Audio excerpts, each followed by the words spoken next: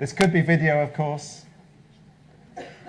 Okay, yeah, I've now got the two pictures here. If I want to take this picture here, I can move it here. Okay, you get the idea?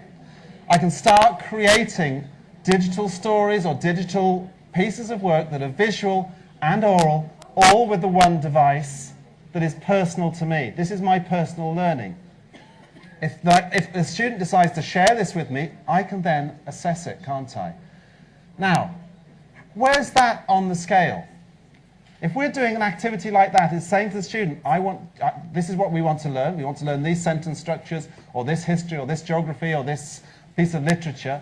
I want you to create an audio-visual project to go with it. Where does that put us on the scale? So I'll just come back here, and I'll get that slide up for you, just to show you. We put this slide up here, okay? Yeah? I think it's up this end here, yeah? Appropriation, yeah? Because it is much more student-focused, and they're doing something that is engaging for them. We're not losing sight of the curriculum, which I know is all important to exam results and all those sorts of things, but it is really, really important. Okay, I'm going to show you, I'm sorry, I'm doing, it seems to be, for a non-academic, I'm showing you lots of research. But this is relevant because this was a project that was carried out in the state of Maine in the USA, where they put in tens of thousands of mobile devices, laptops, into schools over a period of 7 years. Okay? And of course, the governor of the state of Maine, Mr. King, wants to know if he was actually getting his money's worth and found out if these laptops are being used correctly. So he got this guy called Ruben Puentedera to go and do the research to find out how these were being used. And what did he find? Ruben found that it was being used in different ways. I must actually get a research grant, because I think I could make money out of this, because obvious conclusions from, you know, what we call in English the bleeding obvious.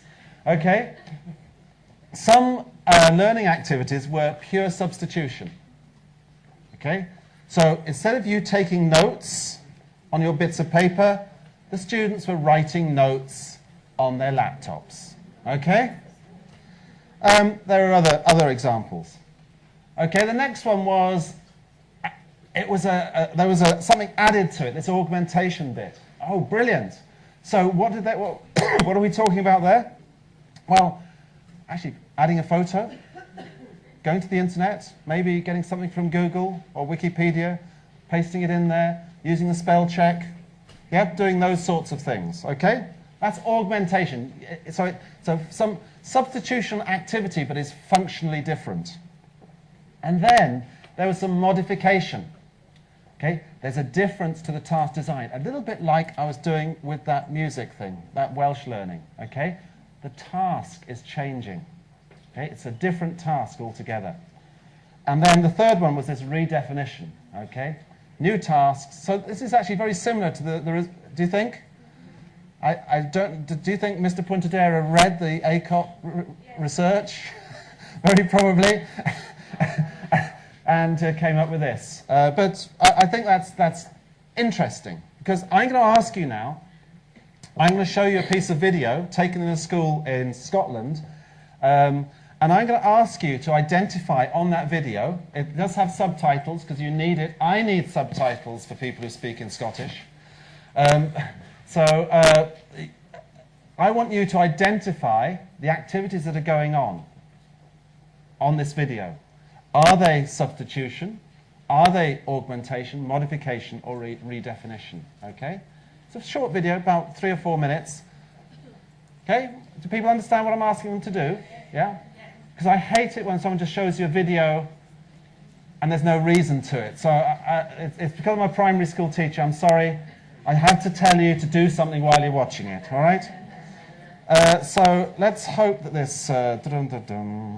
Okay, that's good. Let me just get it here.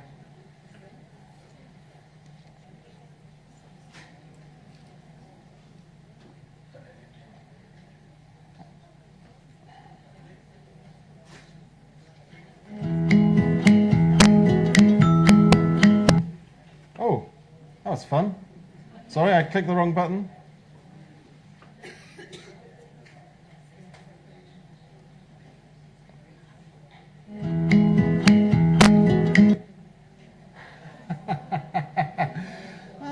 Okay, that's going to be fun.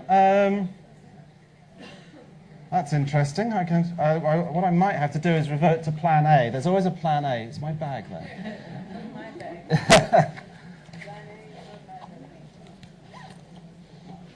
And it's called a wire.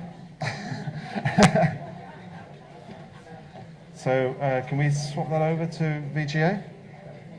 Yeah? And I'll probably need the audio. Thank you.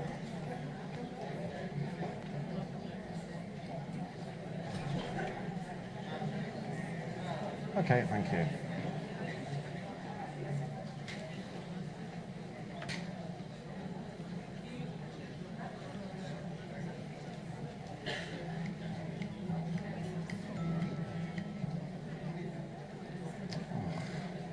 Actually, let's try this. Hold on. I have got the slide here. You'll have to do without the audio and the Scottish accents, I'm afraid.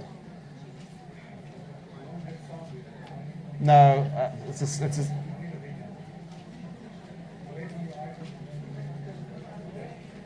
that should be coming through now.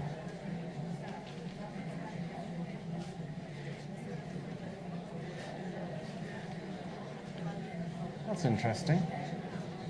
Are we on VGA? That says HDMI now.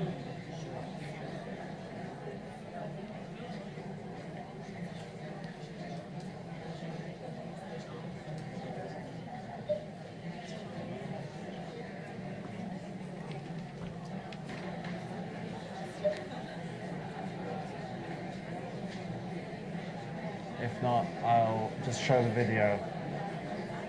No? Back again. Yes.